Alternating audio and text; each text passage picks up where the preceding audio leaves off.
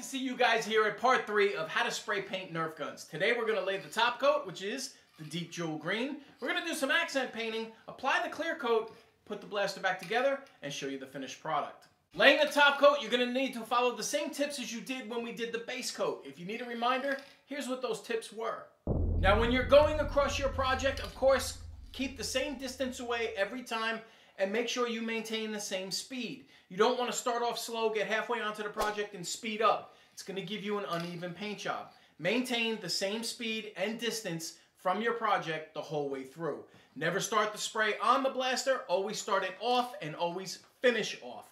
And lastly, I cannot stress the importance of angles, angles, angles. You want to change the angle of your approach on the project. There are many nooks and crannies on whichever shell you decide to do, and you need to get the paint into all of the crevices that it has. So you must go from different angles in light, even, same distant coats. That is the key to a very smooth and good looking paint job.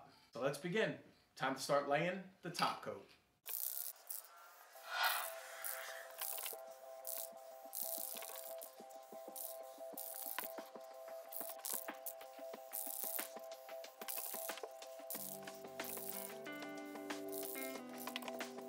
All right, another 15 minutes and we'll come back out and lay a third coat and check it.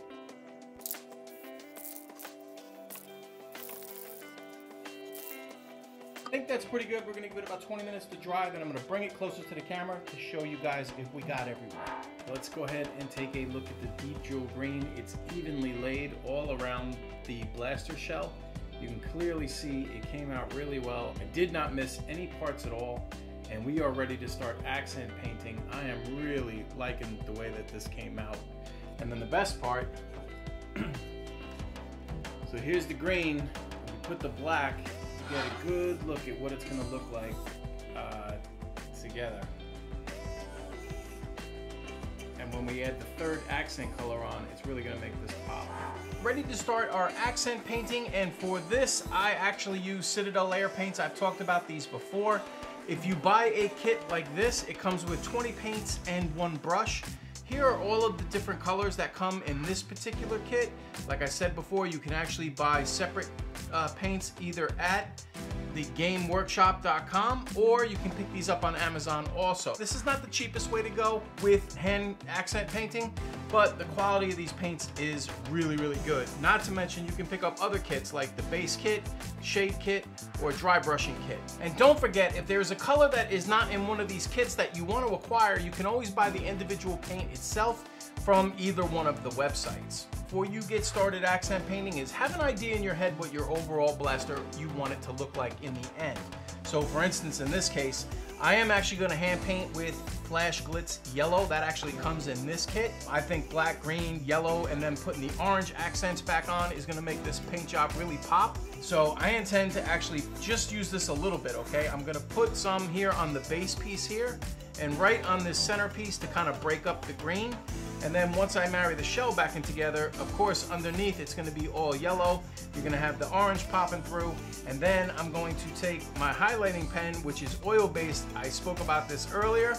And I'm going to show you a trick with this for fine detail work. Let's start painting with the Flash Glitz Yellow. You want to shake this paint up really, really well. Choose whatever paintbrushes you are going to think you're going to need for whatever area you're going to paint. I'm painting pretty small areas, which are going to be right up against edging, so I'm going to use an angled brush and then just a smaller brush to smooth things out. Have your cup of water handy, a paper towel to actually wipe off the brush, and in case you get outside a line somewhere, have a damp paper towel ready to wipe. These are acrylic paints, so if you can catch it before it dries, you can correct whatever mistake you made. Now, when you do this, you only want to use a little bit of paint, okay? You don't want to go crazy. You're going to do thin, light coats just like you did when you were using the spray paint. So we're going to start at the edging, and we're just going to go as carefully as we can and just start making light coats. Don't worry if you can see the green coming through. We're going to do several coats like this, and eventually it's all going to blend in really nicely. The important part is to make the edge look good.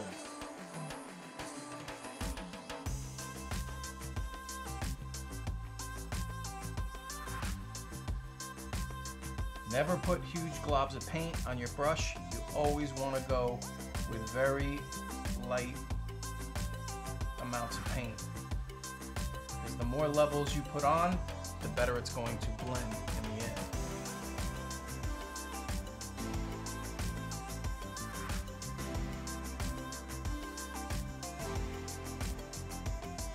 All right, you guys get the idea. I'm gonna time lapse this.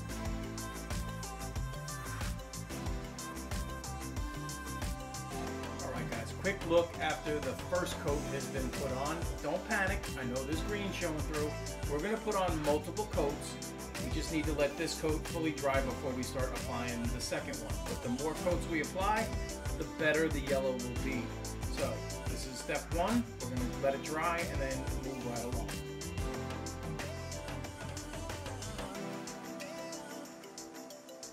Right, as you can clearly see, the more we do and the more layers we put on, the better it looks. You can start to see that there's really less and less green showing through, but we're still gonna put on a few more coats, all right? Kind of looking like Oregon's colors right now, ain't it?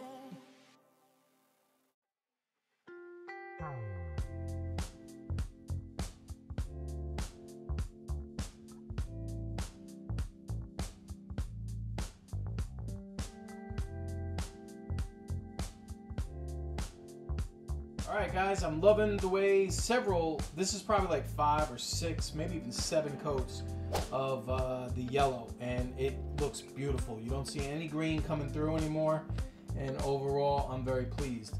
Now, let me give you a quick tip. Let's just say, for the sake of argument, that you're not 100% pleased with the way like some of the edging came out. Guys, just take a toothpick, all right? And you can gently just scrape right along the edge. Don't go too hard where you want to cut through this top coat. Just hard enough. This stuff was easy to kind of flake off until you clear coat it. So if you don't actually get it with the wet towel, just gently scrape and you can actually clean up the edges of your paint job quite nicely, like you've seen all around.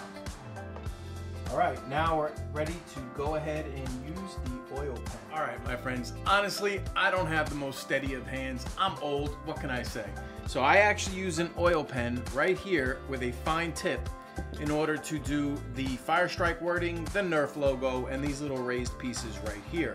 I find that it makes it really neat, and if you take your time and don't rush, because this is oil based, so if you go outside of the line, unfortunately, it's not going to come off with water like the acrylic paints will. Now, when you first choose your Sharpie pen color, you're going to want to shake this up really well to get that paint mixed. I've been shaking this for a while off camera. Now, when you pull the cap off, this tip will be white, okay? So you actually have to get the ink from the base of the pen into the tip.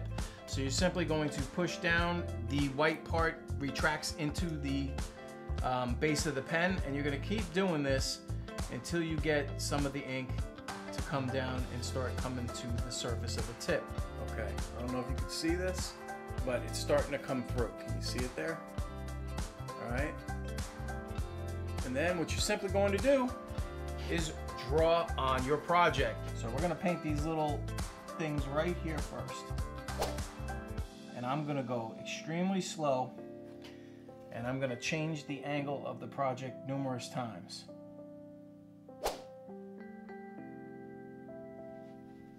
Okay.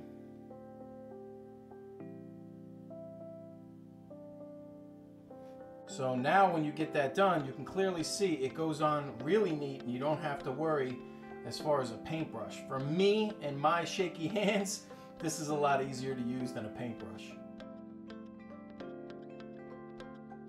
All right, there's the very first coat of the yellow oil marker. I'm gonna do a couple more coats on that as well. Now, when you do the lettering, it's close together, guys. Take your time, go very, very slow, all right? That's when I get the most nervous when I'm doing the lettering.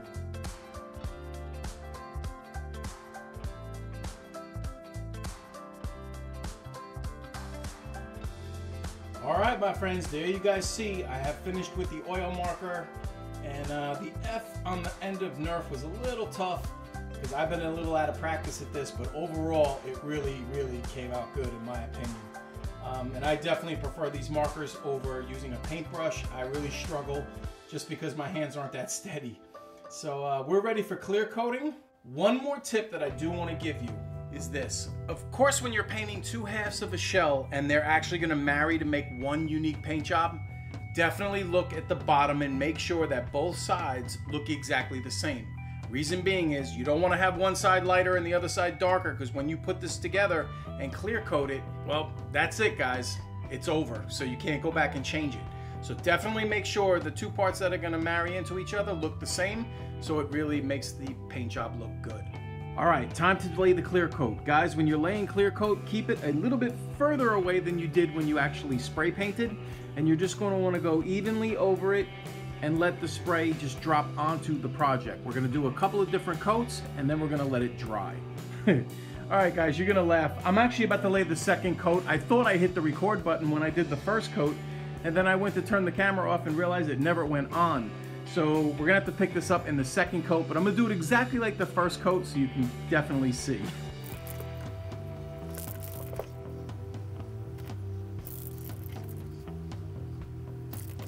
All right, that's coat 2. We're gonna let this dry and apply one more coat.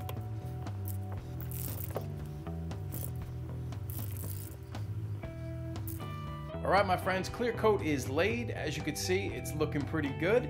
Here is the second portion of the blaster, and when these two marry on, the yellow underneath is gonna look pretty sharp.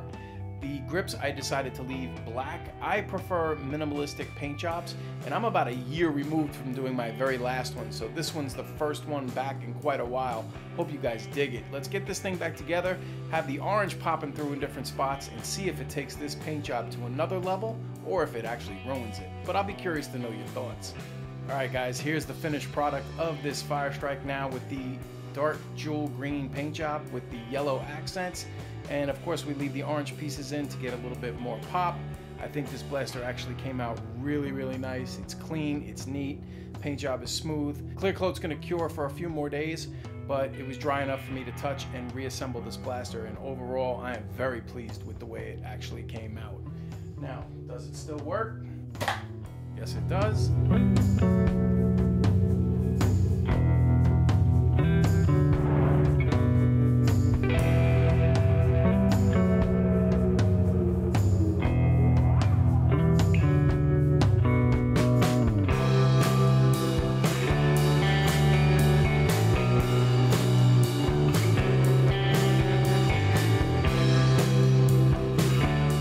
So again, in my opinion, the Firestrike is one of the best starter pistols to learn how to do a spray paint job.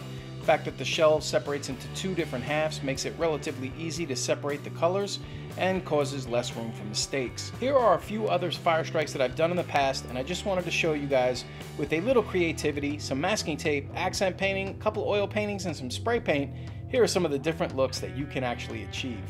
Now, this spray paint tutorial that you've currently watched can be applied to basically any Nerf gun that you choose to. Hope you guys enjoyed this video. Drop it in the comments. Links to videos 1 and 2 will be in the description, and I will go back and link the other ones so you can follow this tutorial at any time.